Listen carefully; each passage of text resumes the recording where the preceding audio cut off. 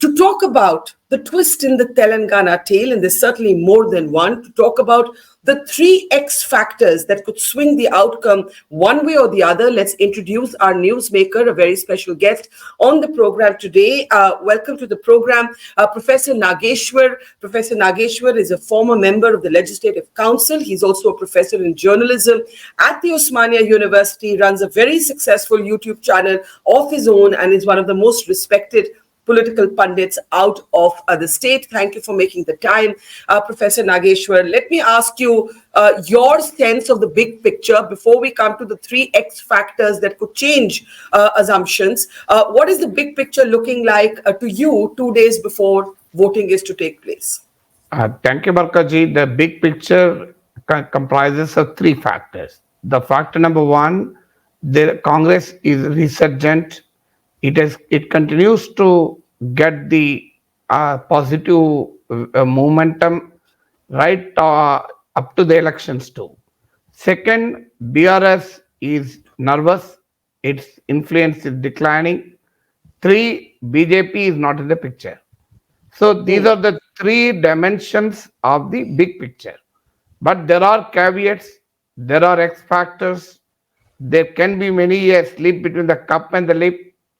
There can be a serious contest and the mood may swing in either direction. But as of today, the Congress is in jubilant mood. BRS is slightly nervous, though they are presenting themselves as very confident. BJP is nowhere. Its vote share and seat share will increase, but it will not be in the core contest. I want to ask you, Professor Nageshwar, you said three things. You said the Congress is resurgent, the BRS is nervous, and the BJP is nowhere in the picture. It's become a marginal player in Telangana. What has worked for the Congress in this campaign? And in large measure, is it the narrative that the BRS and the BJP are in fact de facto partners? Well, there was a visible discontent against the BRS government. This discontent was sporadic, confined to certain sections of society, and focused on certain issues. But over the period of time, this discontent got wider and penetrated into other sections and and started encompassing other aspects too. The discontent is visible when the BJP won the by-elections to Dubak, Huzurabad and GHMC. So the BJP was the beneficiary of anti-incumbency or discontent against the BRS regime when the Congress was very weak. The Congress was not weak for organizationally, but it was weak in the perception of the people. The Bharatiya Janata Party and the BRS tried to peddle a narrative that the Congress is either not in Delhi or in Delhi. So this narrative got punctured with the Karnataka mandate, and it had a psychological impact on the Telangana voter too. So Right. after that, the BJP has deliberately made certain self goals. It has dropped the popular leader Bandi Sanjay, and it fails to convince the electorate why it did so. When the people strongly believe that they have deliberately cut short Bandi Sanjay in order to benefit the BRS. So secondly, the BJP created a lot of alabol on Kavita's arrest. It did not happen. Both the Modi and ED retreated. So these two factors strengthen the narrative, which is popularized by the Congress, that the BRS and the BJP are one and the same. So I want to ask you though about Bandi Sanjay. You know, it's not the first time in the middle of an election or that the BJP has decided to take a controversial leadership decision. In Karnataka, they replaced Yediyurappa.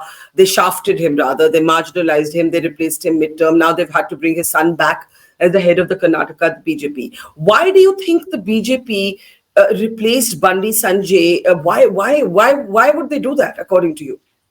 firstly, there is a general tendency of the Modi Shah regime to dilute and weaken the regional party sattvas. They did it in Karnataka, as you rightly said, with Yediyurappa. They did it with Vasundhara Scindia and trying to do the damage control subsequently. They are doing it still today with Shivraj Singh Chauhan They tried in vain to do with the Yogi Adityanath, and this is a common story. Like the Indira regime of the Congress, when the Congress never wanted to have a strong regional satrap. Now it is the BJP's time to not to encourage any strong regional leadership. Well, when Bandi Sanjay was emerging, obviously the High Command wanted to ensure that this doesn't happen. That is a general characteristic across the country. But there is a specific Telangana factor. So the BJP leadership perhaps thought that if the Bandi Sanjay led Praja Sangram Yatra and the Bandi Sanjay left Hindutva campaign and the BJP's forward movement will create anti-incumbency for which the Saffron Brigade may not be the beneficiary because the BJP is not strong organizationally. It doesn't have leadership at the grassroots level. It tried to compensate by importing leaders from other parties, but that was not suffice. So BJP's central leadership might have thought that any anti-incumbency which it generates may perhaps benefit the Congress. So that was the reason why they deliberately cut themselves to size, and the result was palpable. The people reacted very strongly against the BJP, and BJP lost its strength in a very big way. It has lost the swing which it got after the by-elections of Dubak and Huzurabad. So the people started deserting BJP and coming to Congress. So Congress is the chief beneficiary of the BJP self-goals. So in fact, what has happened is the complete contrary to what Modi Shah regime thought. Modi Shah regime thought that the Congress will be beneficiary if they create anti-incumbency against the KCR regime. But the other side has happened, and when they retreated, the Congress simply stepped into their shoes and started rallying and polarizing the anti-incumbency vote. Congress already has strong local leadership. So as the discontent started brewing against the BRS, Congress was the obvious beneficiary. So it was more the Congress momentum is a result of the voter fatigue with the BRS and BJP's disastrous self-goal. Okay, strong words there about the BJP campaign, but let's come back to what is, what it looks like 48 hours before counting. Now, I want to play out for you two clips on this business of the BRS and the BJP being hand in glove, the fact that this could still happen in a post-poll scenario. First to KT Rama Rao, he responded to the Prime Minister, and the Prime Minister has repeated this in the last 24 hours, as you know, Professor Nageshwar. He says, he being Modi says KCR abuses me because he wants to join the NDA, and I said no. So I asked KT Rama Rao to comment on this. Take a listen. Modi ने कहा कि हम NDA join होना चाह रहे थे। मैं ये बात पूछता हूँ बरका कि मोदी जी के वर्ड्स कब से सैक्रोसैंक्ट बन गए इस देश में। उन्होंने तो कहा था कि 2024-2022 तक हर किसी के पास घर होगा, हर घर में नल होगा, बुलेट ट्रेन्स दौड़ेंगे, 5 ट्रिलियन इकोनॉमी होगा। What's the truth of the conversation that took place between your father and the Prime Minister? जितना ट्रूथ बाकी चीजों में था जो मोदी ने कहा कि 15 लाख मिलेगा, 2 करोड़ युवाओं को बेरोजगार मिलेगा और 5 ट्रिलियन इकोनॉमी हो जाएगा, साथ ही साथ आमदनी डबल हो जाएगी किसानों की, उनमें जितना वास्तव है इसमें भी उतना ही वास्तव है। Are you accusing the Prime Minister of lying? Isn't he one? You tell me. You're the politician, I'm the journalist. Well, absolutely. Because you're calling the Prime Minister a liar. I'm calling him a great script writer. I think he should try his hand at winning an Academy Award, because Natu won the Oscar for best dance and best song. I think the Prime Minister is capable of winning an Oscar for best script writing. So what happened in that conversation? That meeting did take place, right? Between your father and the Prime Minister. The Prime Minister and the Chief Minister meeting each other is quite normal. I mean, these are two institutions, which have to be in sync, which have to work in sync. The Prime Minister meeting a Chief Minister is not a big news. So what happened in the conversation? And what transpires in a 45-minute to 1-hour meeting is something that you'll have to ask either of them. But I can tell you one thing, and our Chief Minister has already answered it in the recent India Today interview as well. He had categorically denied it, saying basically it's a figment of the Prime Minister's imagination. So he says it's a figment of the Prime Minister's imagination, but I put the same question to Revanth Reddy, the face of the Congress campaign, about them coming together before or after the polls. And before I come back to you, Professor Nageshwar, do also listen to what Revanth Reddy had to say. Are you worried though कि BJP और BRS, you all keep saying in your campaign, ये एक दूसरे की B team है. If you don't get a significant majority, तो ये तो चुनाव के बाद भी हाथ मिला सकते हैं. मैं कभी भी बी टीम नहीं कहा है, वो सीधा सीधा अलायंस है. एनडीए कूटमी में बीजेपी अलायंस है यार, बी टीम भी नहीं बोल रहा. Strategic alliance, this is called strategic alliance.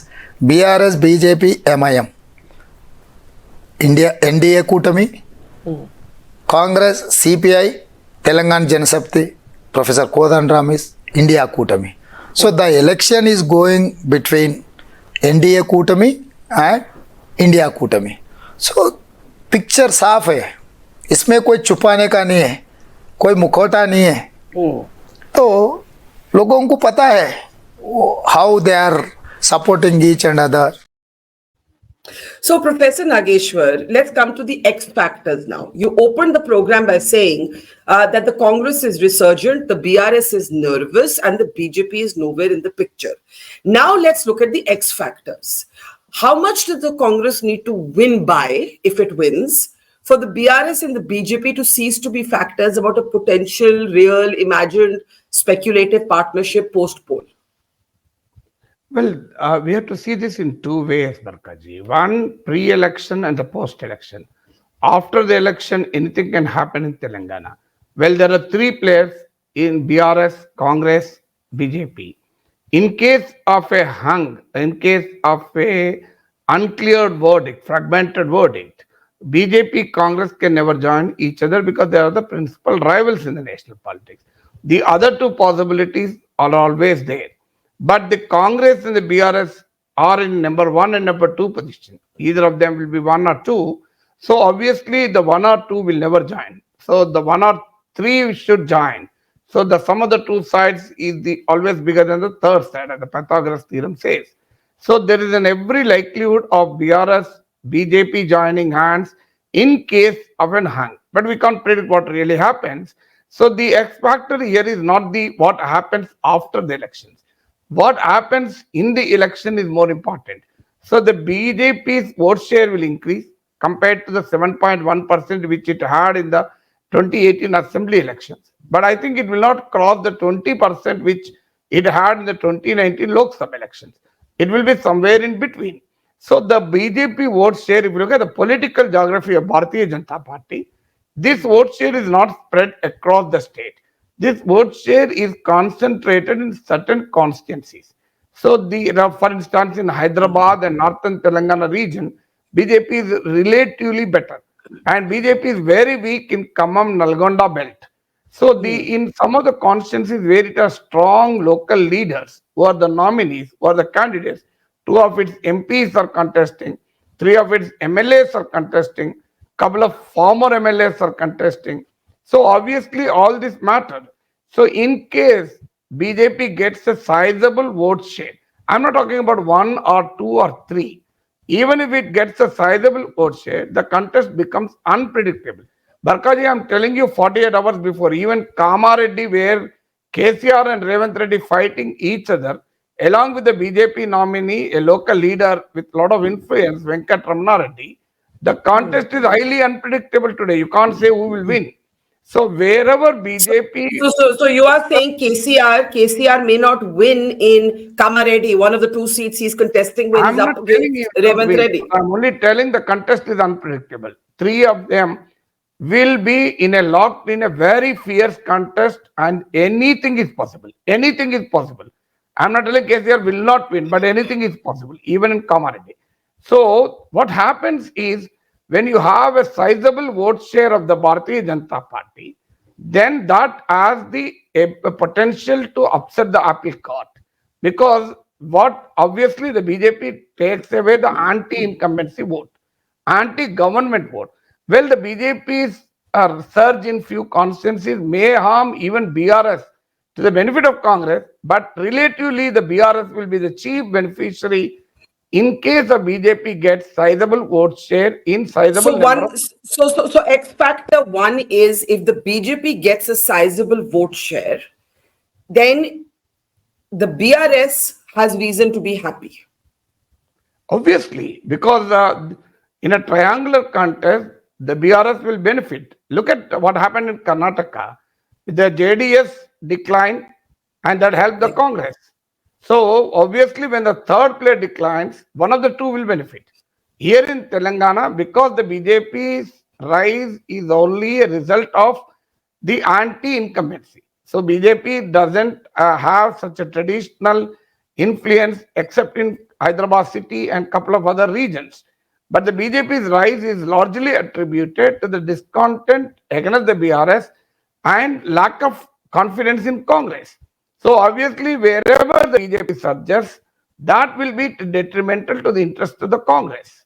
How much of a setback has it been for the BRS, for the Election Commission, 2 days after giving a no objection for disbursement under their flagship Raitu Bandhu program, the farmers program, the farmers welfare scheme? Now it is said that it violates the model code of conduct. It has stopped the scheme. Is that a factor? I don't think the ground reports which I am getting is Raitu Bandhu. This entire fiasco will not have any impact on the electoral fortunes of any party because people understood the political game in it. Well, they know pretty well that they will get the Raitu Bandhu if not today, after a week. How does it matter if they get today or after a week? So it is an ongoing scheme. It is a scheme which both the parties are supporting. So there is a political consensus on the scheme. It is a scheme that is continuous scheme. It is not a specific to one particular time period. So obviously, given this fact, the people are not at all worried that the Raitu Bandhu will not come if the elections are over. So they and the political mood is has already set in. People's electoral choices are already defined. The only X factor is the vote share, seat share configuration due to the nature of contest, whether it is triangular or straight. You've identified. Yeah, I was just going to ask you. You've identified one X factor. What is the second X factor? It is the poll management because there is a very keen contest in many constituencies. Barkha ji, you have to understand the 2018 mandate to understand the 2023 mandate. In 2018, BRS has won 88 seats, winning nearly 47%. It's a whopping 47% compared to 28% Congress. So there is a 19% gap between the Congress and the BRS. However, the Congress may surge, still it's a massive gap. So obviously there will be a very keen contest in many constituencies. The gap between the BRS and the Congress will not be very huge. So there comes in the influence of the poll management. So Congress is not in power, BRS is in power, BJP is in power. If the time comes, the central government will support the BRS. We have seen the Raitu Bandhu case. So obviously there is every possibility that the BRS will prevail over the Congress in the poll management. But the poll management works only when there is no decisive political mood. Poll management doesn't work when there is a decisive political mood. The only hope for the Congress is, well, there is a strong mood for change which will neutralize the poll management. Well, that is $1 million question. Is the poll management, will the poll management prevail or will the political mood prevail?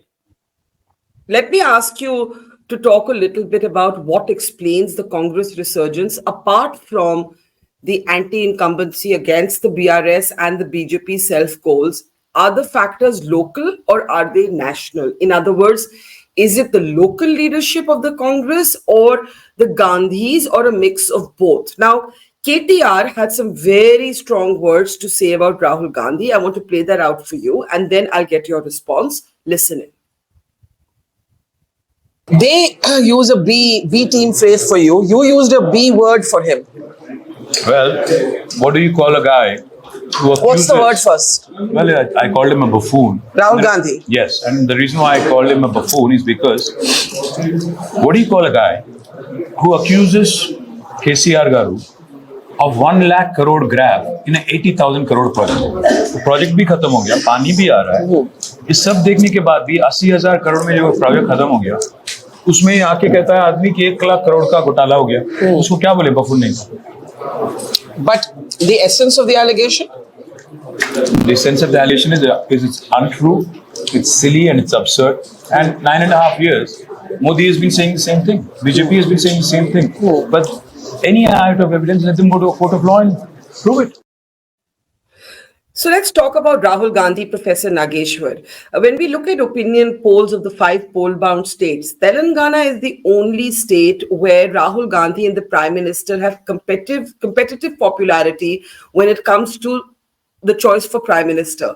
In all of the other states, even if there is a vote for change in favor of the Congress, when it comes to national politics, the Prime Minister remains far ahead. And indeed, we have the last time's election results to tell us that as the Congress won all of these states, they got decimated in the Lok Sabha elections. In Telangana, it's a very different situation. In Telangana, in fact, if we look at that slide, there is a reasonable popularity for Rahul Gandhi vis-a-vis Prime Minister Modi. Can I just have a look at that one slide which has that comparative popularity? If you look at it, can I stay on Telangana first? Just go back to the other slide.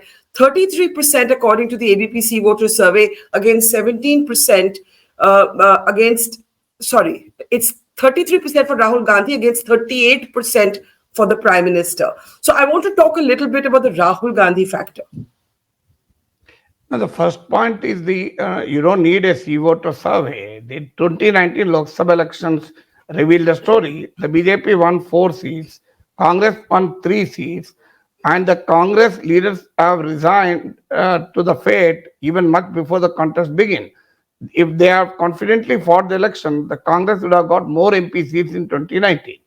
So the reason for that is, number one, traditionally, the southern part of the Vindhyas is unpalatable for the BJP and Modi politics. And the southern part of India was always kind to the Congress and Gandhis right from the days of Indira Gandhi. During the post-emergency 1977 Lok Sabha elections, when North India deserted Congress in a very big way, Andhra Pradesh, the United Andhra Pradesh sent 41 out of 42 Congress members to parliament. The only exception was Neelam Sanjeeva Reddy, who went on to become the President of India. So we have seen during the 2004 and 2009, UPA 1 and UPA 2 were powered only by the parliament members who were sent by United Andhra Pradesh. So the Congress was always strong in South and had a presence in Telangana. There is another factor, it was Sonia Gandhi political decision which delivered Telangana. Person no less than the KCR went on record in the state assembly. But the Congress that's true, but the Congress never benefited politically from that at all. That's the irony. It never benefited because it was leading the state during the movement for separate states. It's the vacillation, it's procrastination, it's prevarication during the UPA regime for 10 years has cost it dearer. So that's the difference. 2014 was different. It was Congress was fighting the elections in the divided state with a huge baggage of anti-incumbency which it inherited from the United States. So in 2014 also, you have to remember, Barkha ji, TRS got only 63 seats, just 3 more than the magic figure. By 2018, the TRS consolidated by vanquishing Congress and by taking a lot of Congress MLAs, TDP MLAs, and even a CPI MLA and YSRCP MLAs also. So it was more a political management that catapulted TRS to 88 members, apart from the fact that people wanted to experiment for one more term with the BRS regime. I'm not telling that the Congress is the sole, as a sole patent on Telangana identity, but certainly it is not, it still has a positive opinion about Sonia. But can I ask you something? Can I ask you something? Sorry, I'm interrupting you because I want to ask you something. Even today, the Congress has released a video message from what they call Sonia Gandhi releasing a message. And I take your point that Congress was was in the center when the decision to grant Telangana its separate statehood was taken, but KCR was the leader who was able to maximize the political benefit from that. Now, my question is, in Karnataka, the Congress did well by completely localizing the election. It completely localized it. In Telangana, do you believe that this is the Revanth Reddy factor, or is it the Rahul Gandhi factor, or are the two not separate? I think it is a KCR factor and BJP factor more than any of the two factors which you So have. it's more an anti-vote than a pro-Congress vote. Obviously, It's more an anti-vote with the Congress, given the fact that it has delivered Telangana, given the fact that it has strong local leaders, could benefit from the voter fatigue. I don't even call anti-incumbency, Barkaji. It is more than the anti-incumbency, what seems to be hurting BRS. I am not still speculating that BRS will lose. I am only stating that BRS will substantially lose the number of seats. Whether it will be dethroned or not, I really don't know, and I should not speak at this moment of time. But Correct. it will certainly lose the strength which it had in 2018. So But this it is has only a result big of the enough. voter fatigue. That's all they are. Okay, That's all they are. but Let's I look for find somebody else. but I find it very interesting that you're saying it's more a vote that's fatigued with KCR, but the base of the BRS is big enough for them to take a fall and still form government potentially. That in fact that is the X factor. No, That is the third X factor. challenge today in trying to predict the possible mandate is the point which you have said. The base itself is very high for the BRS. Base itself is very low for the Congress. So that makes the entire contest volatile, entire contest unpredictable. Though the people largely believe that there is the people's mood is in favor of Congress, but to what extent? Is it to the extent of dislodging KCR is $1 million question. So I want to play out for you a Rahul Gandhi statement saying that it is the rishta between the Congress and Telangana is a dil ka rishta. I play this in the context that you're saying it's not so much a dil ka rishta with the Congress, but that dil ka rishta with KCR toot gaya. But let's listen to Rahul Gandhi and then I'll come back to you and ask you to comment on that.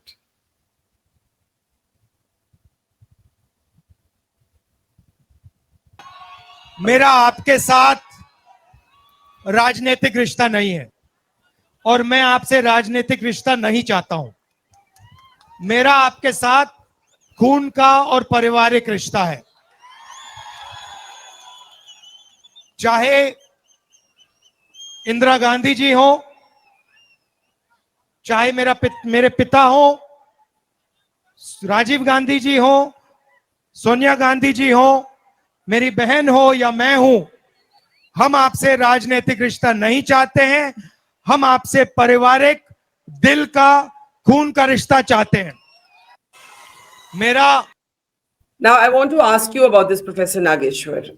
This Dil Ka Rishta that the Congress is proclaiming, you're a hard-nosed veteran journalist. You say कि ये Dil Ka Rishta Congress के साथ नहीं है.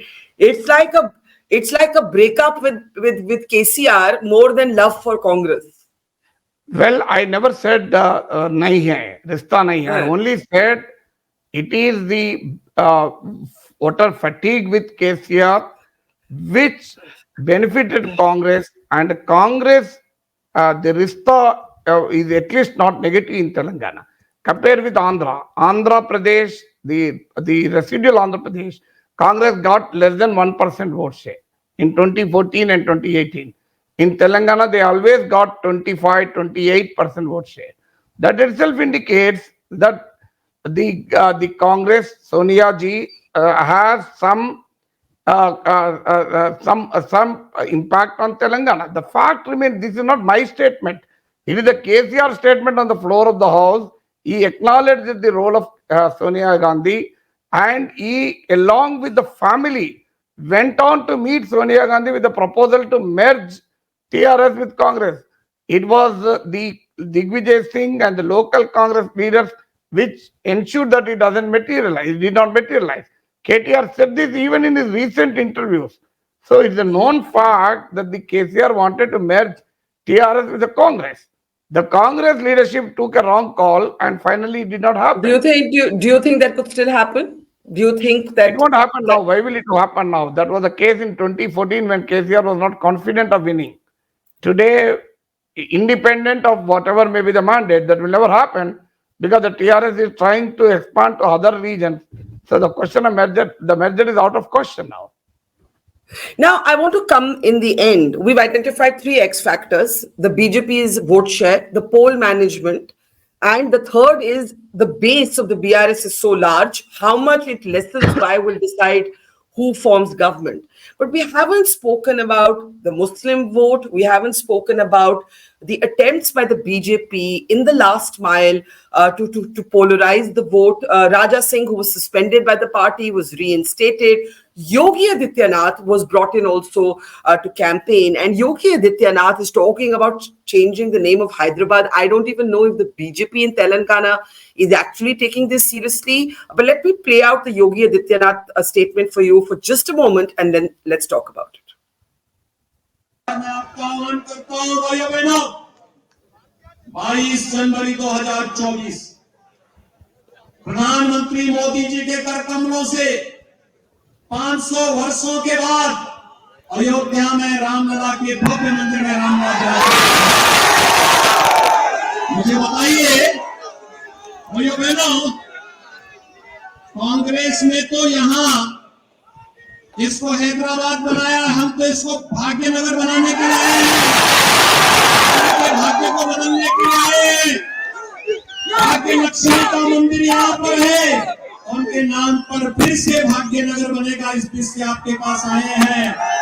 तो 22 जनवरी के बाद आप श्री मेरी सिस्टर रेड्डी को चुनाव जिता करके भेजिए और बदले में मैं उनसे अपील करूंगा कि भाग्यनगर के राम भक्तों को प्रभु राम का आशीर्वाद दिलाने के लिए अयोध्या लेकर के आए।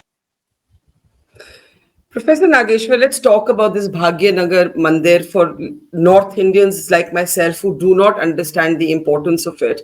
And also whether you think that this sort of polarization, because I'll come to the MIM next, is having any resonance, not maybe in the short term, but in the long run.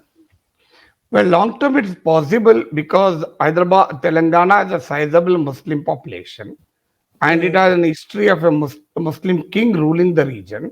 It has an history of atrocities committed by the Nizam regime supported by the feudal Hindu landlords. But the fact remains it doesn't happen now. I will just remind you of the Karnataka elections. They have run a much more acrimonious, polarized campaign in Karnataka. Tipu Sultan, Muslim quota, everything, who killed Tipu Sultan, they created all kinds of stories, the hijab story, the halal story. What happened? The 40% commission Sarkara prevailed over all this. So when the BJP's such a highly communal campaign did not work in a state like Karnataka, where they had a reasonable stronghold with a strong Lingayat social caste identity on its as a support base, do you think it will happen in Telangana? Telangana doesn't have a Lingayat support base similar to But the BJP, I'm sorry, the BJP did very well in the Karnataka Lok Sabha elections last time, and we have to see what happens this time. It's always possible. The history of Indian elections tell that why Karnataka. BJP fared well in Lok Sabha elections in Madhya Pradesh, Rajasthan, Chhattisgarh, Delhi, Orissa. Well, that is a nationwide phenomenon. I'm not talking about that, but 2019 reveals that Telangana seems to be different. We'll have to see what will happen in 2024. But when it comes to 2023 assembly election, BJP is not a force to reckon with. When they're not in the reckoning, when they're not in the mainstream political discourse, I don't think such a campaign will ever work because it never worked in the past. It was only in GHMC. Perhaps Yogi Adityanath mistaking assembly elections for GHMC elections. Local polls. They did the same campaign during the GHMC elections. Okay, the GHMC elections being the Greater Hyderabad Municipal Corporation, the local urban polls, you're saying what can work in the city in a local assembly is not going to work at the assembly level, and you believe, at least in Telangana, not in the state level. Let's come to Asaduddin Owaisi and the Muslim factor, not because Muslims are only represented by Mr. Owaisi, but he has maintained his stronghold, I beg your pardon, over the 7 seats in Hyderabad. There's been a sizable Muslim vote for KCR in the past. What will happen this time? Now, interestingly, Owaisi has been targeting Revant Reddy, saying he's an RSS Anna, talking about Revant Reddy's past links with the RSS. He also said that Revant Reddy cannot stand anybody who wears a skull cap and grows a beard. I put this question to Revant Reddy, and his answer is very interesting. Professor Nageshwar, please listen in. Kosha Mahal assembly constituency जहां से Raja Singh represent करता है, वही वही area में MIM headquarters Darussalam आती है, वो असेंबली कॉन्स्टिट्यूंसी में। वही असेंबली हैदराबाद पार्लियामेंट जहां पर असदुद्दीन ओवैसी एमपी है, वो असेंबली में चुनाव क्यों नहीं लड़ रहा है? What is your understanding with BJP? आप अगर ये गलत है तो मक्का मस्जिद में आके कुरान उठाकर बोलो कि भाई योगी जी का और अमित भाई का खास आदमी मेरा घर पे दावत पे नहीं आया, मेरा गाड़ी कर्नाटक में इस्तेमाल नहीं किया। ये 2 सवालों को जवाब दो, बोलो। तब कौन किसी के साथ है?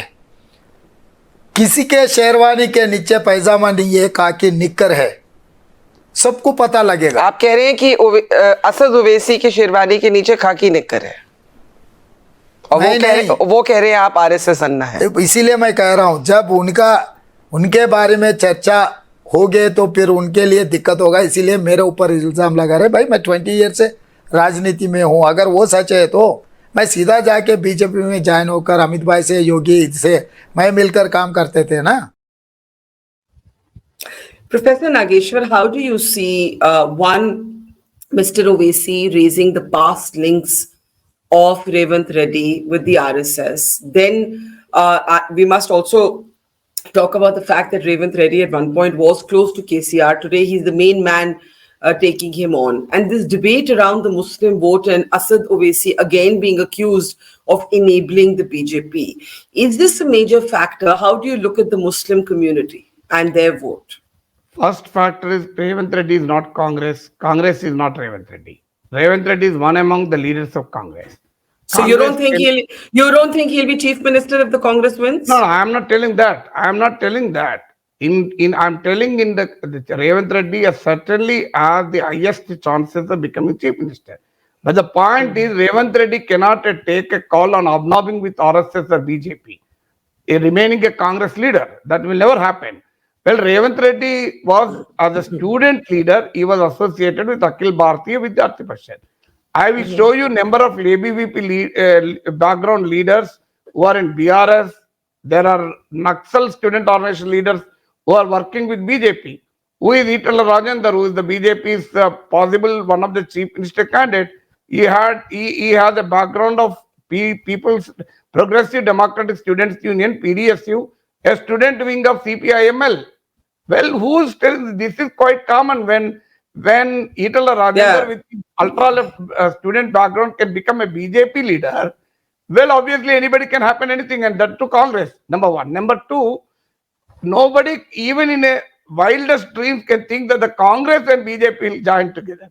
Owaisi is trying to sell this narrative precisely because he has been thoroughly exposed. And so let me tell what Priyanka Gandhi said. MIM contest 40 seats, 50 seats, 70 seats in Uttar Pradesh, Bihar, Maharashtra, Rajasthan, wherever and outside in the northern part of the country. But why is it contesting only 9 out of 190 seats? Tell me. Is there any, there should be any reason for that, no? So that itself shows what the Owaisi is. There's not a single case, CBI case, IT case on Owaisi brothers and his close associates. What does it explain? Either they should be very honest leaders or the central agencies are favoring him. So this is next point is, well, MIM influence, Barkha ji, I'm telling you, there were speculation that MIM seats will expand from 7 to 8, 9. But there is no wonder if it comes down to 6 this time. So even in Nampally, for example, MIM is facing a fierce contest from Congress. I'm not predicting the result. So it's not ethical for me to predict the result. I'm only telling it is facing a strong contest even in its own bastion called Old City. Outside Old City, I don't think MIM influence will have such a say. But Okay, still, very I can tell you, interesting. Barkaji, a Muslim vote will not shift to Congress en masse as it happened in Karnataka. The reason is simple. Karnataka Congress was fighting against the BJP. Here, Telangana Congress is fighting against the BRS. So the complete vote consolidation of minorities will never happen when a secular party is fighting a secular party. And KCR secular image, absolute no communal rights in Hyderabad, welfare schemes will still BRS retains a large chunk of the Muslim vote, that too when it is supported by MIM. There will be a sizable shift to Congress, but it will not happen as it happened in Karnataka. Yes, that's very perceptive. In fact, I met a number of Muslim voters on my trip there, Professor Nageshwar, who said that they still believe they might be wasting their vote if they vote for Congress. They need to believe that the Congress can form the government to vote for the Congress. Well, more than that, the fight is not with Congress and BJP. When the fight is not between Congress and BJP, the vote shift will not be complete. So it happens only when if the BJP is the major challenger. BJP is not challenger. In some of the seats, it's the BRS versus BJP also. So the fact is Muslim vote will shift to Congress in a sizable manner, but it will not shift as it happened in Karnataka. More than the Muslims, there's another factor, the Simandra voter. The voters who belong to the Rayalaseema and Coastal Andhra region, but settled in Telangana from quite some time. That shift is much more important than the Muslim vote also. Right. Now, I want to ask you in the end, what will you be looking out for on voting day? Does turnout matter? Usually a vote for change is a high voter turnout. We don't know. That's the usual pattern. In the end, what is that one thing that you'll be looking out for on voting day? Not necessarily, Barkaji. There is no empirical evidence to link voter turnout with the result. So, as far as I know, in Indian elections, there is no such empirical evidence to substantiate anything, to read anything from the high voter turnout or low voter turnout. That's number one. Number two, the crucial thing that will happen is the momentum which the Congress got, especially in the recent past, will it sustain? There is a difference between Karnataka and Telangana, Barkaji. In Karnataka, the BJP government was facing severe anti-incumbency. In Telangana, there is anti-incumbency, and KCR still enjoys pro-incumbency in certain sections or for certain reasons.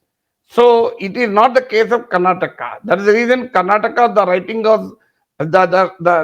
was on the wall much before the voting happened. You spoke about the BJP's fatal errors. You did not speak about the BRS's fatal errors. Let's start with the fact that it's called BRS today. Do you think the BRS was too quick to overestimate its national footprint and rechristen itself the Bharatiya Rashtriya Samiti? What are some of the other mistakes you think the BRS has made, if you see them as mistakes? Because polls still reveal KCR to be the tallest regional leader in the state. Well, KCR still remains the tallest regional leader. If you ask for a CM choice, I'm sure more people will prefer KCR to any leaders, independent of Yes. whether they vote for the BRS or not. So that's the number one. Number two, BRS, TRS turning into BRS, I don't think it has helped the BRS in any way. It might have, I don't think it has seriously damaged, though it rechristened itself as a BRS. People still consider it as TRS only. Nobody seriously takes the BRS. And the KCR stopped talking about his national ambition for quite some time because he knew the pitfalls of doing it, especially when Telangana goes to polls. So the only factor is Telangana identity, which was the single most powerful weapon of KCR. got diluted to some extent.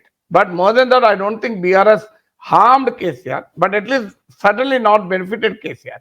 More than what the biggest fatal error was is ambiguous, ambivalent stand on BJP.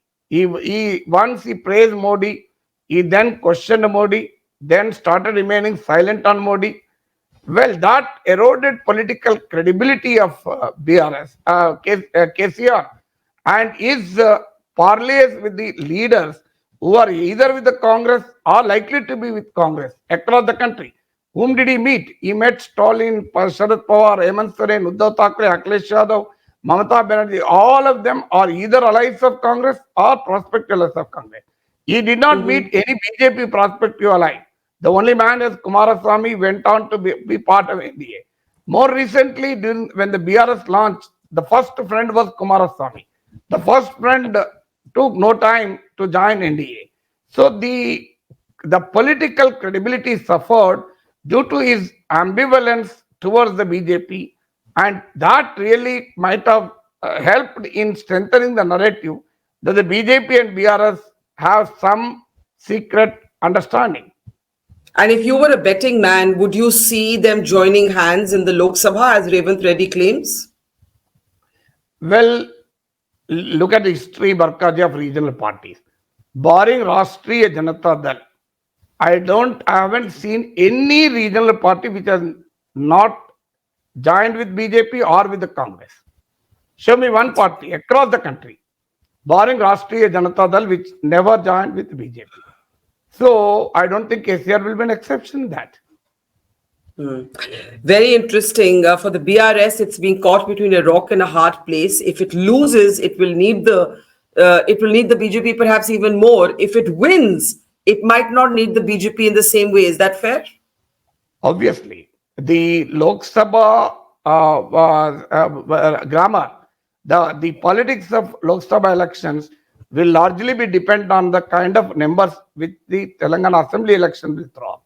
So all kinds of permutations and combinations can happen, which are a function of the Telangana Assembly verdict.